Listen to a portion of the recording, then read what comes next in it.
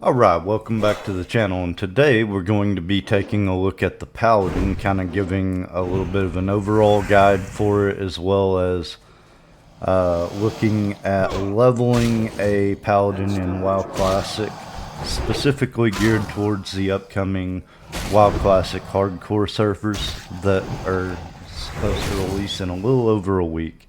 So we're going to be talking about some of the easiest ways to level and any kind of tricks we have for it and all that. So if you like this kind of content, be sure to leave me a like, comment, subscribe, all that fun jazz, and we'll just jump into it. So the Paladin, let's talk about some of the upsides and downsides of playing a Paladin in WoW Classic. The upsides are that it's a hybrid class. You know, you can tank, you can DPS, you can heal with the Paladin. Although, to be fair, in WoW Classic, the Paladin is fairly weak as a tank class.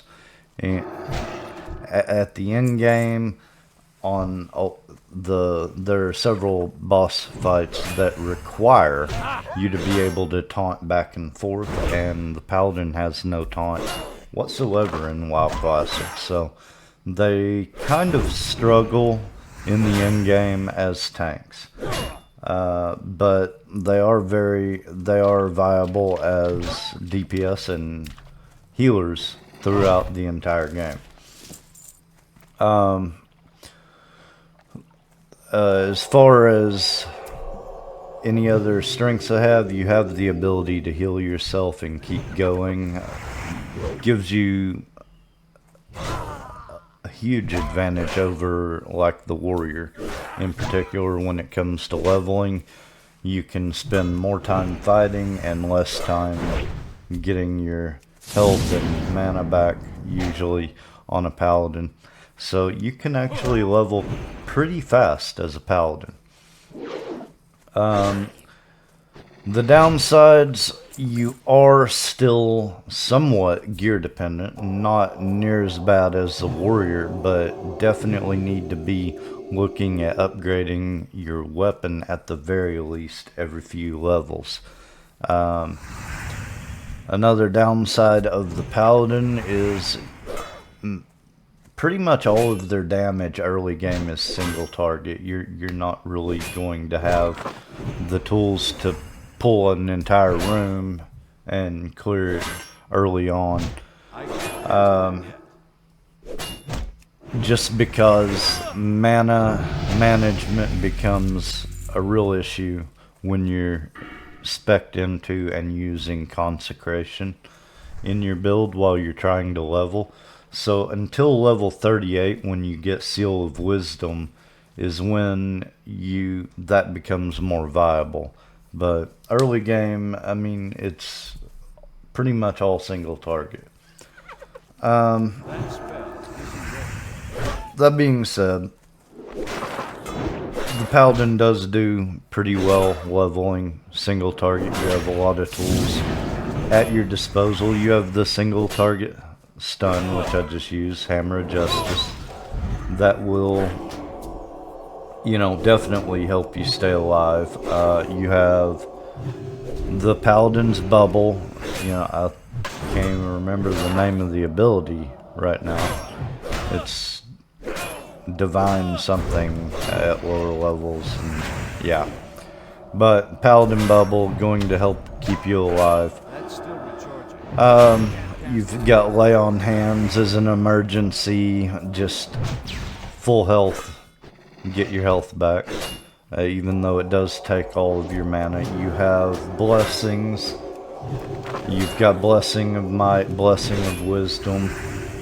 Me personally, I use Wisdom as soon as it becomes available, basically until the end game, because just being able to keep my mana up and going really just helps me continue fighting and not having to stop. So I find that Blessing of Wisdom is more useful, especially while leveling. You have Blessing of Freedom that'll let you get out of movement impairing effects. Just, yeah, you have the auras that can be helpful as you're leveling as well. So now there is one more downside I would really like to talk about, and that is it's kind of boring to level as a paladin. You know, seal judgment, seal judgment, seal judgment, seal auto attack. You know, I mean, it's not the most riveting gameplay in WoW Classic. So that is something you kind of have to accept about the class, at least until later in the game when it becomes more interesting. So yeah, that's just part of playing the paladin. It's a little dull early on. Alright, so here I have a character I made on the PTR just to go through the talents with you. As you're leveling, especially low level, when you hit level 10 and start to put your talents in, the way I recommend doing it is to go down the retribution tree. So I'm going to put my first 5 points into benediction, and then improved judgment 2 out of 2, and then I like to put points in deflection just to get the increased parry chance. So at this point you are level 20 when you get Seal of Command here. And here's the reason I really recommend playing Ret when you're leveling lower level. Pursuit of Justice, 2 points in Pursuit of Justice will give you an 8% increased movement speed. This is the only movement increase that you can get early game. So yeah, it will help speed you up a little bit. So at this point you are probably level 22, so we'll start putting points into conviction here. You might as well grab all 5. And then for me, I would go ahead and finish out deflection. Then 3 points in the two-handed weapon specialization. Might as well pick up Sanctity Aura as well. So at this point, you're probably around level 30, 33. My personal opinion, I would go ahead and pick up the improved Seal of the Crusader. It's really only useful for elites, but it is okay. And then at that point, I'd be putting points in Vengeance. So the point of that is, this is the easiest way to level for me, from 1 to 38. This is the way I put my talents in. And I do use Seal of Command, especially with the part where you get double damage from your judgment of Seal of Command if the target is stunned. So that's kind of the tipping point for me on whether I use Seal of Command or Seal of Righteousness. The Seal of Command, though, the regular part of it, you need pretty much 3 swings with Seal of Righteousness to get the same amount of damage as you will get from 1 proc of Seal of Command while you're leveling. So as long as Seal of Command procs at least once out of every 3 swings, you're golden. Now, there are times you'll get unlucky with Seal of Command and it won't want to proc for anything. So it does kind of get, you know, a little old, but then there will be the times when you take a swing at an enemy and your melee swing crits and your Seal of Command procs, and what do you know, it also crit, and you basically deleted an entire mob just on one swing. So yeah, the Seal of Command seems to be better for me. If you don't like that, use Seal of Righteousness. I'm not going to argue with you. Just do whatever you want. Something? But at level 38, you are going to get Seal Right, of bless you. Wisdom. It'll be the first time that you get Seal of Wisdom. And at that point, you can actually go back and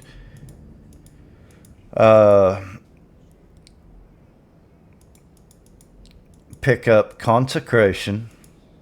And Consecration is going to be more efficient for leveling at that point once you have Seal of Wisdom.